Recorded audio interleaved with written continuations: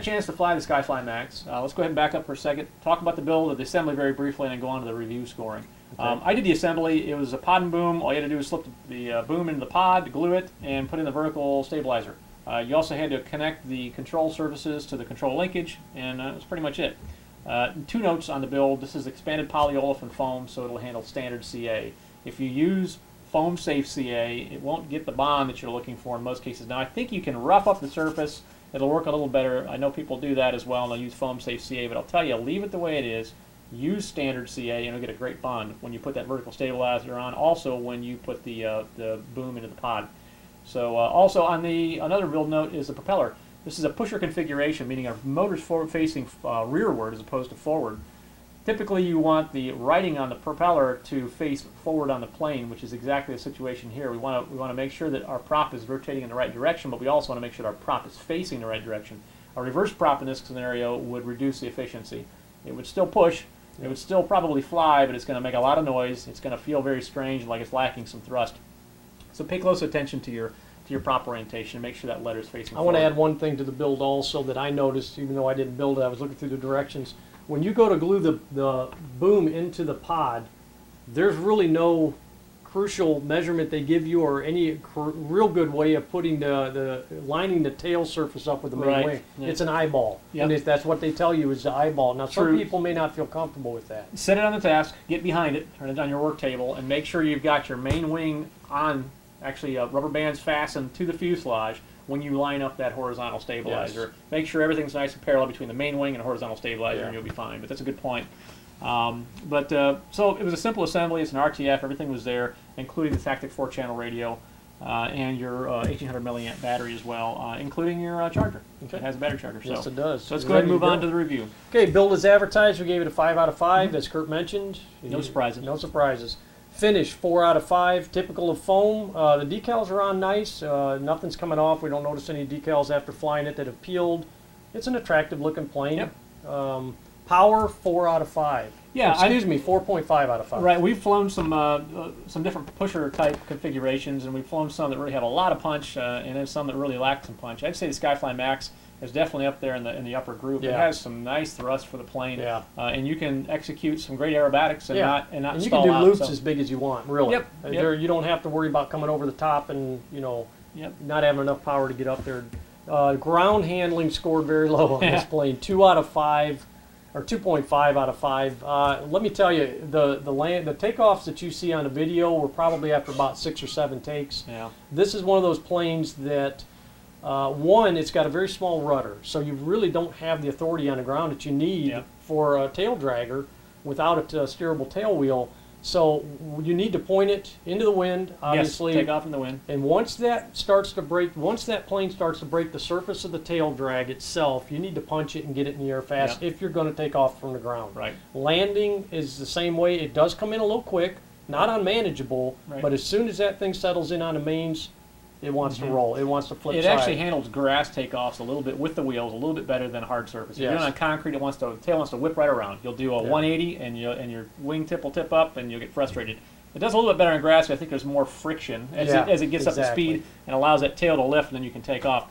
Pop the wheels off and belly land. Yeah, I think for the least amount of frustration, especially if you're still a new beginner to wheel landings. Right. Take that, like Kurt said, take landing gear off, have someone hand launch it for you. You're going to enjoy it much more. Flight is advertised 5 out of 5. This thing was a blast to fly. It really was. I didn't know what to expect.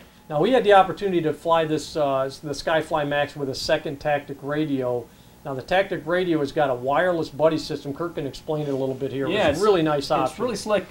It comes built into it. The included TTX 404 4-channel Tactic with the SkyFly Max is fully compatible with all the other Tactic radios out there. We use the second Tactic 4-channel with the same features, and we're able to take advantage of the trainer system. Now, it's a really simple setup. There's no configuration or complex programming or anything. It's just a matter of a couple simple steps when you power on or initialize the master radio and the trainer radio. But the neat thing about it is it's wireless. You don't have any cables to plug in the back or anything.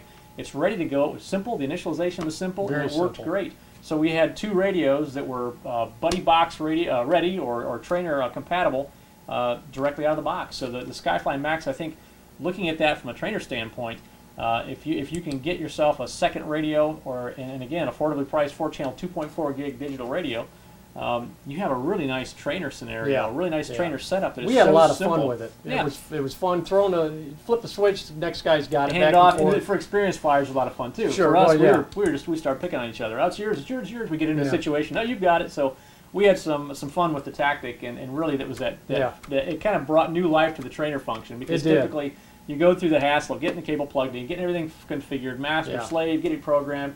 This was so easy. We actually turned into kind of a sport feature on the radio by handing back and forth the flying. Yeah, and we will be doing more with that, I'm sure, absolutely, in the future. absolutely. The tactics have a place for us on some competitive combat flying. Definitely.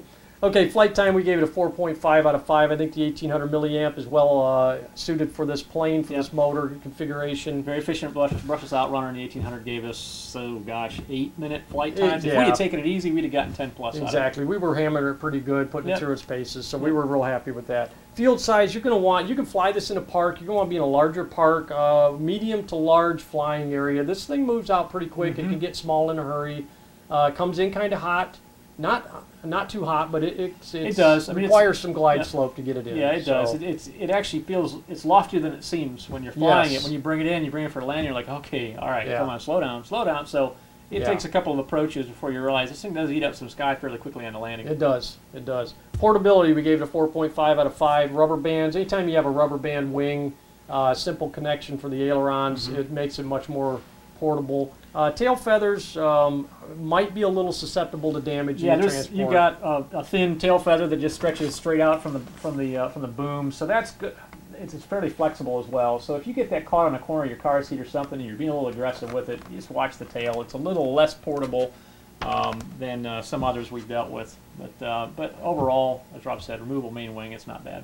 Skill level. This is definitely not a beginner plane as far as someone just getting into flying. Beginner if you got a buddy. Exactly. Definitely. Take advantage of the trainer system. It's definitely a beginner plane, but flying on your own, it's an intermediate. Yep. Yeah. Definitely. I would agree. Well, that wraps up the video review for the SkyFly Max from FlyZone. You can see the full review at our website at tobefly.com.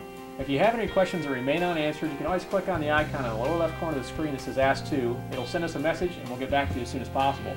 I'm Kurt Gornick with Two Brothers Hobby. And I'm Rob Gornick. Thanks for watching.